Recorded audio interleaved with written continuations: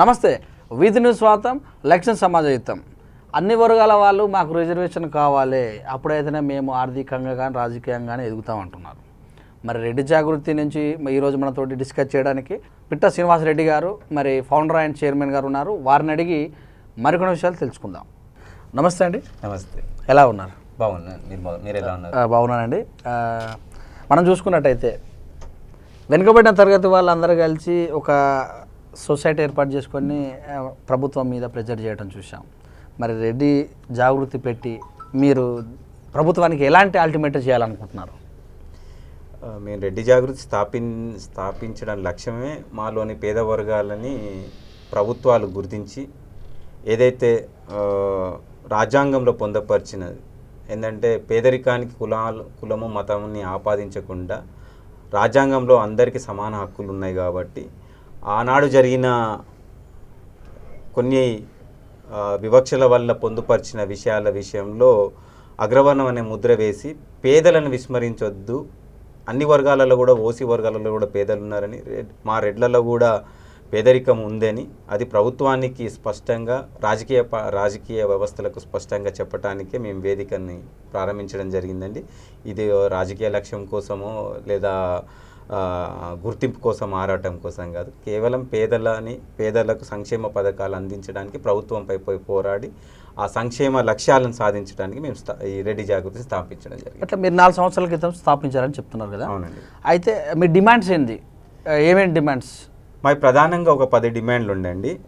మేజర్గా విద్య, ఉద్యోగాలలో పేదలకు ఆర్థికంగా వెనుకబడిన కుటుంబాలకు రిజర్వేషన్లు కల్పించాలని, అదేవిధంగా ఎస్సీ ఎస్టీ బీసీ మైనార్టీ వర్గాలకు కల్పిస్తున్న గురుకులాలని ఆర్థికంగా వెనుకబడిన వర్గాల ఓసీలోని ఆర్థికంగా వెనుకబడిన వర్గాలకు కూడా గురుకులాలు కల్పించాలని, ఏదైతే ఎస్ఎస్టీ బీసీ మైనార్టీలకు ఫీజు రియంబర్స్మెంట్ పథకం పూర్తి స్థాయిగా వర్తింపు చేస్తారు అదే పథకాన్ని కూడా ఓసీ వర్గాలలోని పేదలకు అందించాలనే డిమాండు. మేజర్గా ఏదైతే అన్ని వర్గాలకు కార్పొరేషన్ ఉన్నట్టు ఓసీ వర్గాలలోని రెడ్డిలకు, వైశ్యులకు, బ్రాహ్మణ్స్ కూడా కార్పొరేషన్స్ ఉండాలని, ఒక చట్టబద్ధమైన కార్పొరేషన్ ఉండాలని, అదేవిధంగా రైతు సంక్షేమ పథకాలు కులాలకు మతాలకు కాకుండా రైతు అనేవానికి కులాన్ని ఆపాదించకుండా గ్రామీణ ప్రాంతంలో పేద రైతులకు అందరికీ సమానంగా ఆ సంక్షేమ పథకాలు అందించాలని, ఏదైతే విదేశీ విద్య నిధి ఉందో అది కేవలం ఎస్సీ బీసీలకు పరిమితం కాకుండా అన్ని వర్గాలలోని పేదలకు 20 లక్షల రూపాయల విదేశీ విద్య నిధిని కూడా అందించాలనే ఒక ప్రధాన 10 లక్షల డిమాండ్లతోటి ఈ రెడ్డి జాగృతి స్థాపించి ప్రభుత్వం మీద, రాజకీయ పార్టీల మీద ఒక ఒత్తిడి కార్యక్రమాలకి మేము శ్రీకారం చుట్టడం జరిగింది. అయితే మరి ఇప్పటివరకు ప్రభుత్వ పెద్దలు కానీ ప్రతిపక్షంలో ఉన్న వాళ్ళకి ఈ విషయాన్ని చేర్చారా? వాళ్ళు ఎలా స్పందించారు? అన్ని పార్టీలని ప్రతిపక్ష పార్టీలను, అధికార పార్టీ ఎమ్మెల్యేలను, మంత్రులను, కలెక్టర్లను, ఆర్డీఓలను, ఎంఆర్ఓలను అందరికి కలిసి వినతి పత్రాలు సమర్పించడం జరిగింది. అసెంబ్లీ ముట్టడిలు చేయడం జరిగింది, ధర్నాలు చేయడం జరిగింది, భారీ సభలు కూడా పెట్టడం జరిగింది. గత సంవత్సరం మే 22 నాడు హైదరాబాదు చివారి ప్రాంతంలో రెడ్డి సమరబేరి అని దాదాపు 4 లక్షల మందితోటి స్వచ్ఛందంగా తరలి వచ్చిన రెడ్లతోటి చరిత్రలో ఎవరు చేయని ఒక భారీ సభను చేసి మా వాణిని వినిపించడం జరిగింది. తదనంతరం మీకు తెలుసు కేంద్ర ప్రభుత్వము 10% రిజర్వేషన్లు ఆర్థికంగా వెనుకబడిన వర్గానికి పార్లమెంట్లో రాజ్యాంగ సవరణ చేసి చట్టబద్ధత కల్పించుకుంటూ ఆ రిజర్వేషన్లు ఎవరికి ఎస్సీ ఎస్టీ బీసీ వర్గాలకు ఎవరికి ఆటంకం కలగకుండా ఆ రిజర్వేషన్లు ప్రతిపాదించడం జరిగింది. గత జనరల్ ఎలక్షన్లో ఇక్కడ అన్ని పార్టీ మేనిఫెస్టోలలో కార్పొరేషన్లు ఇస్తామని ప్లస్ అన్ని సంక్షేమ పథకాలు వర్తింపజేస్తామని హామీలు ఇవ్వడం జరిగింది అన్ని పార్టీలు. ప్రభుత్వం ఏర్పడిన టీఆర్ఎస్ ప్రభుత్వం ముఖ్యమంత్రి గారు పెట్టిన మొదటి ప్రెస్ మీట్లనే రెడ్డి కార్పొరేషను, వైశ్య కార్పొరేషను, బ్రాహ్మణ మిగతా అన్ని ఓసీ వర్గాలను పేదల కార్పొరేషన్లు ఏర్పాటు చేస్తామని హామీ ఇవ్వడం జరిగింది. కానీ దురదృష్టవశాత్తు ప్రభుత్వం ఏర్పడి సంవత్సర కాలం, దాదాపు సంవత్సరం ఇంకా 2 నెలలతో దవతర సంవత్సరం కాబోతుంది. కానీ ఇంతవరకు ఒక హామీ కూడా నెరవేరలేదు. అదేవిధంగా కేంద్ర ప్రభుత్వం ప్రకటించిన రిజర్వేషన్లు తెలంగాణ ప్రభుత్వం అమలు చేయకుండా ఎంతోమంది ఓసీ విద్యార్థులు, పేద విద్యార్థులు నష్టపోవడం, ఈ సంవత్సరంలో విద్య విషయంలో ఉద్యోగ నోటిఫికేషన్లో నష్టపోవడం కూడా జరిగింది. దాన్నే మేము ఇలా ప్రభుత్వాన్ని ప్రశ్నిస్తున్నాం. అయితే ఇప్పుడు ఈడబ్ల్యూఎస్ ఎకనామికల్గా వీక్ సెక్షన్కి ఇచ్చినటువంటి 10% రిజర్వేషన్ మరి రాజకీయ కోణం ఉందన్నట్టు కూడా కొంతమంది అంటున్నారు. నిజమైన రాజకీయ కోణం ఉంది ఇందులో? ఎవరైనా ఇప్పుడు మనకు దాదాపు 70 సంవత్సరాల నుంచి రిజర్వేషన్లు అన్నాడు బాబాసాహెబ్ అంబేద్కర్ గారు. ఆ పరిస్థితులను చూసి 10 సంవత్సరాల కోసమే పెట్టారు. ఈ 10 సంవత్సరాల తర్వాత సమీక్షించుకోవాలి, దీని ఫలితాలు ఏ విధంగా లబ్ధి పొందిన వర్గాలకు ఏ విధంగా లబ్ధి పొందినవి విశ్లేషించుకొని మళ్ళీ దాన్ని పొడిగించుకోవడమా సవరణలు చేసుకోవడమా అని ఆనాడే ప్రతిపాదించారు. కానీ దురదృష్టవశాత్తు మన భారతదేశంలో ప్రతిదీ రాజకీయమే జరుగుతుంది. ఓట్ బ్యాంక్ పాలిటిక్స్, ఓట్ల చుట్టూ కులాల చుట్టూ ఓట్లు చేయడం వల్ల ఇది 10 సంవత్సరాల నుంచి 70 సంవత్సరాలకు పోయింది. ఇప్పుడు కూడా ఆ రిజర్వేషన్ కేంద్ర ప్రభుత్వం ప్రకటించిన రిజర్వేషన్ అన్ని రాష్ట్రాలు అమలు చేస్తున్నాయి. బీజేపీకి పరిపాలిస్తున్న రాష్ట్రాల్లో ఎప్పుడూ అమలు అయినాయి. మొన్న కొత్తగా ఏర్పడిన ఆంధ్రప్రదేశ్ ప్రభుత్వం, జగన్మోహన్ రెడ్డి గారి ప్రభుత్వం కూడా దాన్ని అసెంబ్లీ తీర్మానం చేసి అమలు చేసింది. కానీ దురదృష్టవశాత్తు తెలంగాణలో ఇంతవరకు అమలు కాలేదు. దానికి కూడా రాజకీయ కోణం ఉందని చెప్పొచ్చు. ఎందుకంటే రాజకీయ అవసరాల కోసం వాళ్ళు దాన్ని తాత్పర్యం చేస్తున్నారా లేదా అమలు చేయడంలో వాళ్ళకున్న సాధక బాధకాలు ఇంతవరకు ఏం చెప్పలేదు. వాళ్ళకి దాంట్లో విధి విధానాలలో ఏమన్నా లోటుపాట్లు ఉన్నాయనేది కూడా ఎక్కడ ఒక ప్రత్యుత్తరంగా ఇక్కడ మాకు సందేశం అయితే లేదు ప్రభుత్వం. అయితే ఇప్పుడు మీకున్నటువంటి అల్టిమేటం హుజూర్నగర్ ఎలక్షన్స్ ఉన్నాయి. అంటే ఈ విషయం పైన మీరు ఈ ఎఫెక్టేషన్ ఏమన్నా చూపే అవకాశం ఉందా? తప్పకుండా అండి. ఇప్పుడు ఏదైనా ప్రెజర్ పాలిటిక్స్ చేయాల్సిన టైం ఎప్పుడైనా ప్రతి వ్యవస్థకు ఒక అస్త్రంగా దొరుకుతుంది.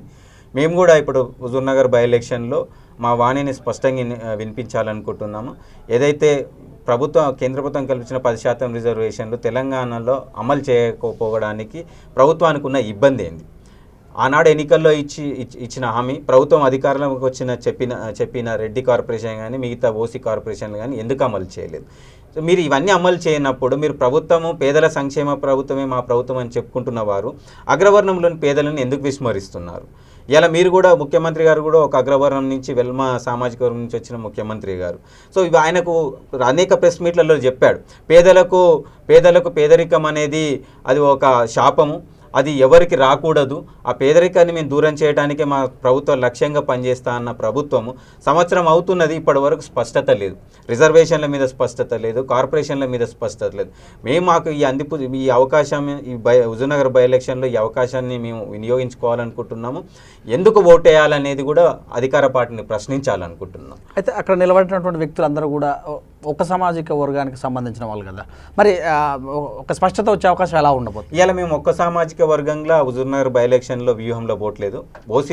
ఓసీ వర్గాలలో అయితే ఈడబ్ల్యూఎస్ రిజర్వేషన్లు అనుభవిస్తున్న అన్ని వర్గాలను కలుపుకొని, ఓసీ సామాజిక వర్గంలోని అన్ని వర్గాలను కలుపుకొని ఈ ఎలక్షన్లో మేము మా విధి విధానాలు ఏ విధంగా అక్కడ మనము మా ఎజెండాని ఎట్లా మేము వాళ్ళ ముందుకు తీసుకుపోవాలనే ఆలోచనలతో వెళ్తున్నాం, కానీ కేవలం రెడ్డి సామాజిక వర్గం పరంగా అయితే వెళ్ళట్లేదు. Right, come to the point. ప్రస్తుతము ఒకప్పటి నుంచి కూడా జరుగుతున్నటువంటి చర్చ, రాష్ట్రాలను పరిపాలించింది ఎక్కువ కూడా ఓ సామాజిక వర్గం వాళ్ళే. మరి ఆ సామాజిక వర్గం వాళ్ళు పరిపాలించినటువంటి ఈ రాష్ట్రంలో మరి వాళ్ళలో ఇంకా వెనుకబడిన వాళ్ళు ఉన్నారని చెప్పుకోవటం అనేది కొంచెం విచిత్రంగా ఉందని కూడా చెప్తున్నారు. నిజమేనా? అది అందరూ ప్రశ్నించే ప్రశ్ననే. నేను కూడా చాలా విషయాలలో చాలా సందర్భాలలో అన్ని వర్గాలతోటి ఎస్సీ ఎస్టీ బీసీ వర్గాలతో చర్చ చేస్తున్నప్పుడు ఇది వాళ్ళు వ్యక్తపరుస్తున్న అభిప్రాయం. కానీ ఈరోజు కూడా మీరు ఒకటి చూస్తే ఆ సామాజిక వర్గం నుంచి పరిపాలించిన వాళ్ళు వాళ్ళ సామాజిక వర్గంలోని పేదలని ఆ సామాజిక వర్గానికే కాపాడుకుంటారంటే అసలు వాళ్ళలో పేదరికమే ఉండొద్దు. కానీ దురదృష్టవశాత్తు ఏంటంటే రాజకీయ పార్టీలు అధికారంలోకి వచ్చిన తర్వాత రాజకీయ వ్యూహాలే ఉంటాయి కానీ ఓట్ బ్యాంక్ పాలిటిక్సే ఉంటాయి కానీ సామాజిక పరమైన అంశాల మీద వాళ్ళ దృష్టి ఉండదు. మేబీ బాగుపడితే ఆ సామాజిక వర్గంలోనే ఆ సామాజిక వర్గం నాయకుడు ఆడు ఉన్నప్పుడు అక్కడ బడ కాంట్రాక్టర్లు బాగుపడి ఉండొచ్చు, లేదా ఇండస్ట్రియలిస్టులు బాగుపడి ఉండొచ్చు, లేకపోతే రాజకీయ నాయకులు బాగుపడి ఉండొచ్చు. కానీ పేద వర్గాలకు ఒరిగింది అయితే ఏం లేదు. ఆ పేద వర్గాలుగానే ఉన్నాయి. ఇంకా ఆ అగ్రవర్ణం అనే ముద్ర వేసి ఏమి ప్రభుత్వాల నుంచి ఏం రాకుండా ఇంకా కుటుంబాలు దిగజారిన స్థితిలోకి జారిపోవడం కూడా జరిగింది. సో ఈ వాదన నేను ఏకీభవించను. మా పరిపాలించేవాడు మావాడు ఉన్నాడని మాకు న్యాయం దక్కుతుంది అనేది అది ఎవరు దాన్ని మనం ఏకీభవించొద్దు. ఎందుకంటే అన్ని వర్గాలలో ఈ సమస్య ఉంది. ఈవెన్ ఇప్పుడు బీసీ వర్గాలు ఎస్టీ వర్గాలు మంత్రులైన తర్వాత వాళ్ళ సామాజిక వర్గాన్ని ఏ విధంగా కాపాడుకోవట్లేదు. వాళ్ళు కూడా మళ్ళీ ఏదో ఇండస్ట్రియలిస్ట్కో బడా రాజకీయ నాయకుడు డబ్బున్న నాయకులకే దాసోహం అవుతున్నారు కానీ పేదలకైతే అంకితం అవ్వట్లేదు. అయితే ఊర్లలో చూసుకున్నా కూడా ఖచ్చితంగా ప్రతి ఒక్క వ్యక్తికి 1 ఎకరం నుంచి మినిమం 100 ఎకరాల వరకు కూడా ఉన్న వాళ్ళు ఆసాములే ఉంటారు. అప్పుడు రాజులు పరిపాలించిన పీరియడ్ నుంచి పటేల్ పట్వారి ఈ వ్యవస్థ ఉండడం వల్ల వాళ్ళు ఎంతో కొంత ఆర్థికంగా ఉన్నారు, కానీ వెనక మాత్రం పడలేదు అన్నట్టు కూడా చెప్తారు.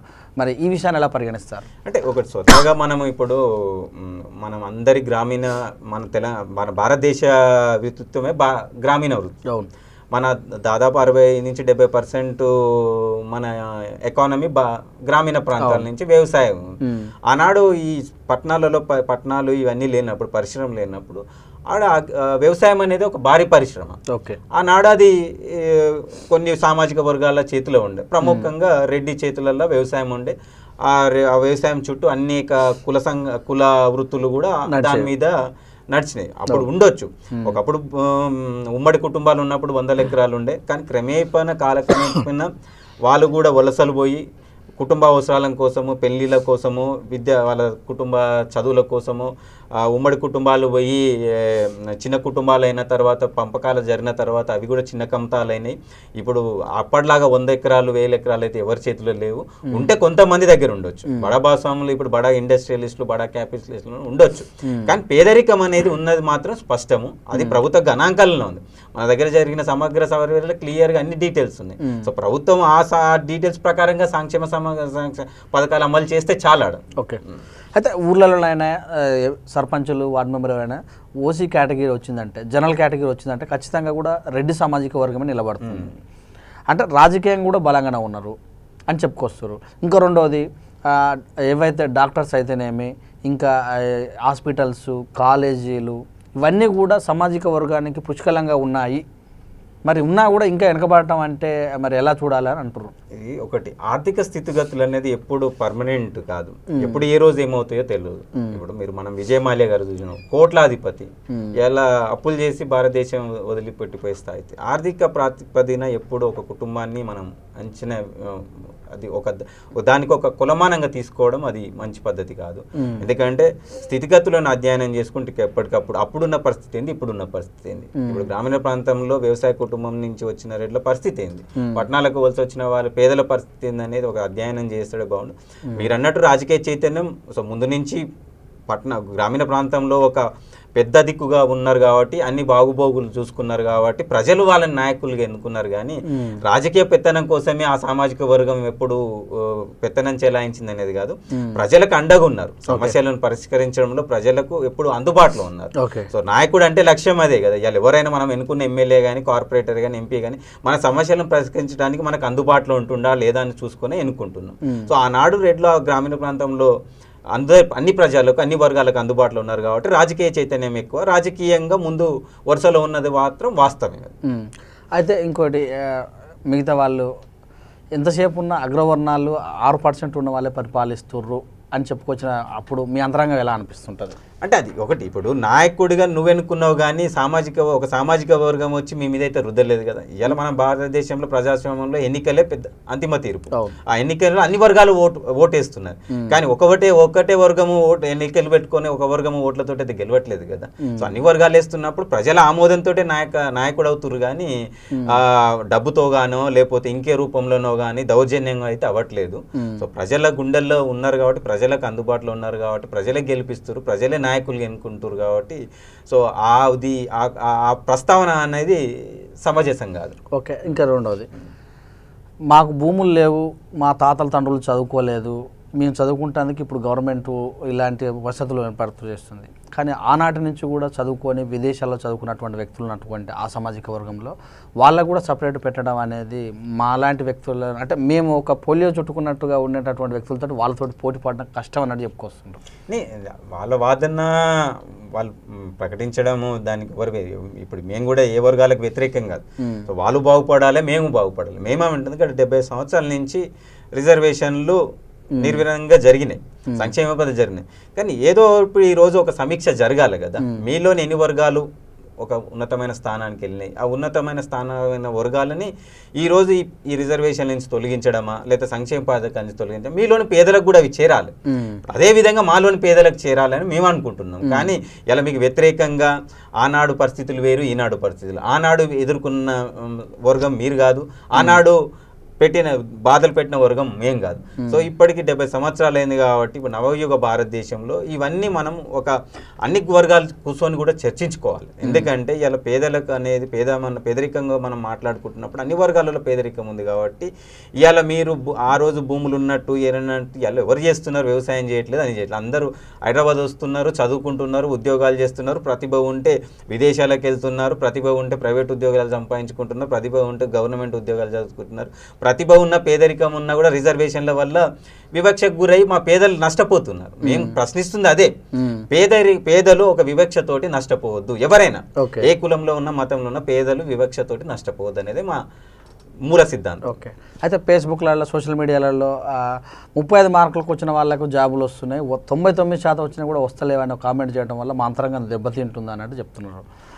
మరి ఇలాంటి వ్యవస్థతో అంటే ఇప్పుడు మనకున్న కట్ ఆఫ్ల విధానంలో అట్లా ఉంది. ఎలా 90 మార్కులకు 89 మార్కులు తెచ్చుకొని 1 మార్క్ తోటి ఉద్యోగం పోవడం ఎంత బాధగా ఉంటుంది. అంటే అందరం ఒకటే బడిలో చదువుతాము, ఒకటే పుస్తకాల్లో చదువుతాము, ఒకటే పంతుల దగ్గర చదువుతాం. కానీ ఆ వివక్షత 35 మార్కులు 90 మార్కులు పెద్ద గ్యాప్ ఉంది కదా. సో వాడు పేదవాడు, ఆ పేదవాడు అనేది ఇబ్బంది పడడం లేదు. మేము కూడా ఏమంటున్నామంటే కొన్ని విషయాలలో ప్రభుత్వం కూడా ఏదైతే విద్యా విషయం ఉపాధ్యాయుల విషయంలో ఉపాధ్యాయులు ఉన్నప్పుడు ఒక క్వాలిటీ టీచర్ మనకు సమాజానికి ఉంటేనే క్వాలిటీ ఎడ్యుకేషన్ వస్తుంది. ఇప్పుడు 35 మార్కుల తను వచ్చి 100 మార్కులు సాధించుకునే విధంగా విద్యార్థిని తీర్చిదిద్దాలంటే అది కష్టమే.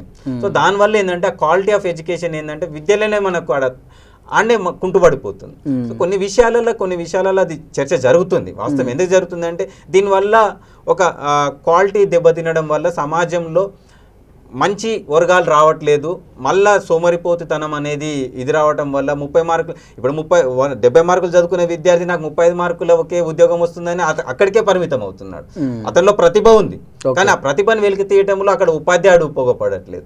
సో ఇప్పుడు వాళ్ళున్న దాంట్లో కూడా డబ్బున్న వర్గాలలో వచ్చి నారాయణ చైతన్యలో చదువుకొని వాళ్ళు మంచి ప్రతిభతో ఉత్తీర్ణులు అవుతున్నారు. ఓసీ కేటగిరీ ఓపెన్ కేటగిరీలో నెంబర్ 1 నెంబర్ 2 కూడా SST BCలు వస్తున్నారు. అంటే డబ్బున్న వాళ్ళు వచ్చేసి పట్టణ ప్రాంతంలోకి వచ్చి కార్పొరేట్ ఎడ్యుకేషన్ చదువుకొని వస్తున్నారు. కానీ అదే పేదవాడు మళ్ళీ అదే 35 మార్కులతోటి అక్కడే ఉండిపోతున్నాడు. సో వాళ్ళకి ఏంటంటే మేము కూడా ప్రభుత్వాన్ని ఏంటంటే విద్య విషయంలో వైద్య విషయంలో ప్రభుత్వాలు ప్రోత్సహించాలి, ఇంకా వసతులు వాళ్ళకి ఎక్కువ కల్పించాలి. సో వాళ్ళని ఏ విధంగా ప్రతిభ వైపు నడిపించేటట్టు ప్రభుత్వ దగ్గర ప్రణాళికలు ఉండాలి.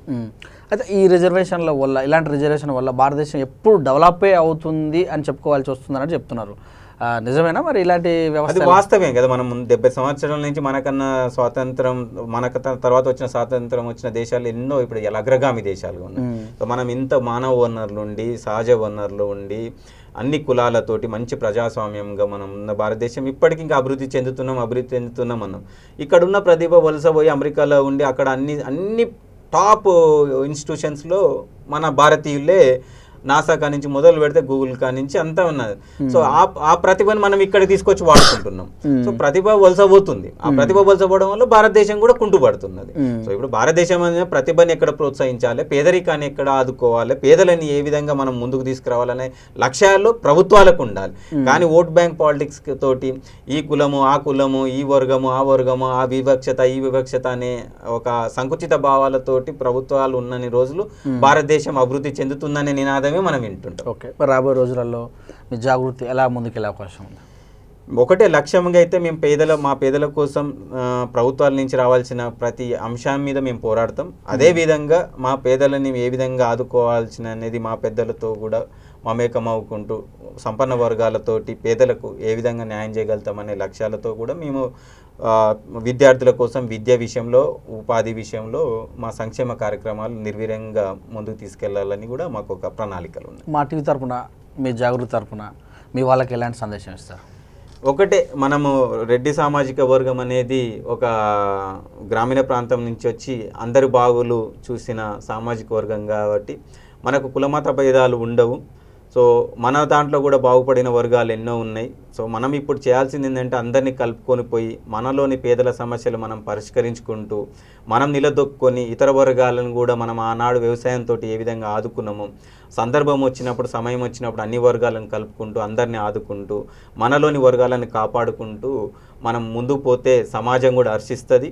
అదేవిధంగా రెడ్డి అనేవాడు ఒక నాయకుడని ప్రజలు ఏ విధంగా గుర్తించుకున్నాడో ఆ పూర్వ వైభవం కూడా మనకు దక్కేటట్టు ప్రజల దీవెనలు ఎప్పుడు ఉంటాయి కాబట్టి రెడ్డి అనేవాడు అందరికంటే ముందుంటాడు అన్ని విషయాలు అనేది ఆ బిరుదు ఉంది కాబట్టి దాన్ని మనం దాన్ని మనం కాపాడుకోవడానికి కృషి చేయాలని ప్రతి రెడ్డి బంధువుని నేను కోరుకుంటున్నాను. అయితే చివరగా ఈడబ్ల్యూఎస్ అంటే వెనుకబడిన ఎకనామికల్ సర్వీసెస్లో అంటే ఎంతమంది ఉంటారు, ఎంత పర్సెంట్ ఉంటారు రాష్ట్రంలో? దాదాపు మన తెలంగాణ రాష్ట్రంలో 22% అబౌవ్ ఉంటారు, 22% వివిధ వర్గాల నుంచి.